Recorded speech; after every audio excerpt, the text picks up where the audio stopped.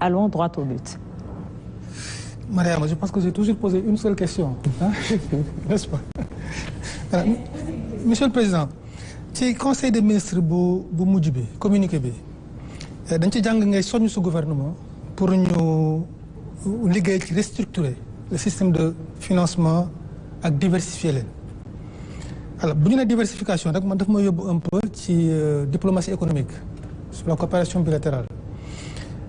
ñi la fi jiitu woon ku mel ni le président Abdoulaye Wade bi mu ñëwee au pouvoir am na lu mu fekkoon ay exclusivité yu mu fekkoon mais fexe na ba yëkkati exclusivité yooyu ubbi coopération yi. Est-ce que yow tey am na gis-gis wala am na plan boolal pour mën a multiplier les partenariats économiques? D'abord bunt yooyu depuis bu ñu ubbee ko tëjootewuñu c'est d'abord Sénégal aussi il faut restituer la vérité historique. Depuis Mamadou Dia déjà on s'était ouvert aux pays de l'Est. Je me rappelle très bien di ko dégg ci benn waxam muy naan mos na dem Union des républiques sociales soviétiques ñu nekk lu tax jaaroo France mu ne du tàggu buy dem feneen parce que le Sénégal est un pays souverain. Donc l'ouverture historiquement aussi c'est que ça montre commence bu la Wade. Wade là quand même assez élargi à beaucoup de pays gën ko renforcer. Mais même pour ce qui est des pays du Moyen-Orient, les relations entre le président Abdou Diouf et peut-être même avant lui avec l'Arabie Saoudite étaient très connues. Il y a maintenant un plus large éventail de partenaires, notamment demoon nañ vers l'Inde, vers le Brésil, en tout cas les pays du Sud. Aujourd'hui, on est dans le cadre de du renforcement de ces partenariats-là. Je prends le cas de la Chine où j'ai été à l'occasion du FOCAC. Fekk na sama prédécesseur était le président. J'ai pris la présidence à sa suite jusqu'au sommet du FOCAC bu amoon en Chine. J'ai enchaîné avec une visite d'État où il y a eu énormément de projets qui ont été signés et même un don sans contrepartie de 300 millions de yuan, environ 27 milliards. Et le partenariat continue parce que depuis 2016, ce partenariat-là a pris tellement une dimension qu'il a été considéré comme global, élevé au rang de global et stratégique. La Turquie, dem naa fa. Notre ambition aujourd'hui, c'est de porter les échanges à 1 milliard d'euros.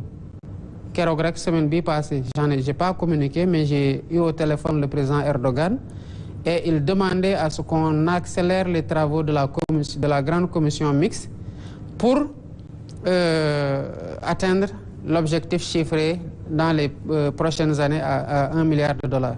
Maintenant encore continuer à énumérer. Étant entendu que le ministre de l'Industrie de Défense, le secrétaire d'État à l'Industrie de Défense turc était là dans le cadre des rencontres sur l'industrie de défense, ñu waroon accueillir le dernier volet. Donc sur le renforcement du partenariat, ñu ngi ci. On a reçu énormément de partenaires d'autres pays. On est aujourd'hui en train, fixer nañu une date qui est importante, c'est les 7 et 8 octobre. Le Sénégal organise le forum Investir au Sénégal. Et on a invité l'Arabie Saoudite comme invité d'honneur. Mais on va inviter tous les autres fonds souverains d'investissement des Émirats, de l'Asie et d'autres pays. Parce que dès que j'ai été là-bas dans le cadre du forum de Riyad et du forum de Doha, j'en ai profité pour faire des rencontres et pour inviter les fonds souverains de ces pays-là et les fonds d'investissement, y compris aussi à Abu Dhabi. Kon bu dee côté partenariat rek, que mu nekk dans le cadre du FOCAC, que mu nekk dans le cadre du partenariat avec les pays du Golfe et ou les pays asiatiques, on est en train de faire un excellent travail. C'est d'autant plus vrai d'ailleurs que à mon retour de voyage des pays des Émirats, j'ai compris la nécessité de manager ces relations-là d'une façon beaucoup plus étroite et d'une façon beaucoup plus organisée.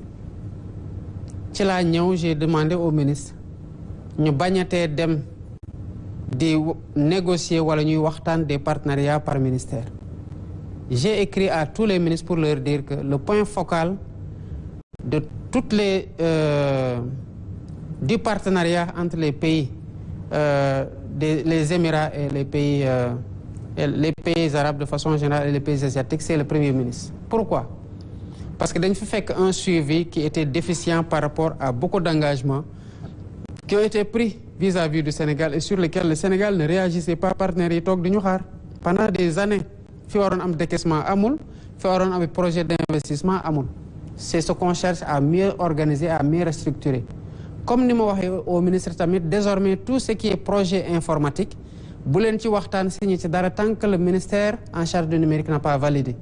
Parce que nous pensons à l'interopérabilité pour éviter que gars yi di négocier de façon isolée des plateformes yoo xamante ne elles ne sont pas interopérables ba pare di ko jënd à un coût beaucoup plus élevé. Ainsi de suite, ainsi de suite. Donc pour ce qui est de ces financements-là, c'est vraiment en train d'être renforcé, d'être diversifié, d'être, pour y nekkoon un peu en léthargie, d'être redynamisé. Et j'ai reçu énormément d'invitations à effectuer des visites d'État à l'extérieur.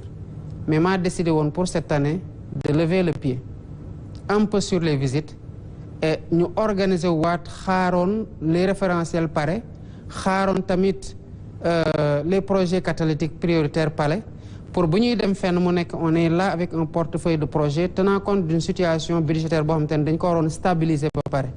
Mais le partenariat est dynamique et ça produit des résultats aussi yoo xamante ne on s'en félicite et on continuera à nous ouvrir comme on le fait à tous les partenariats.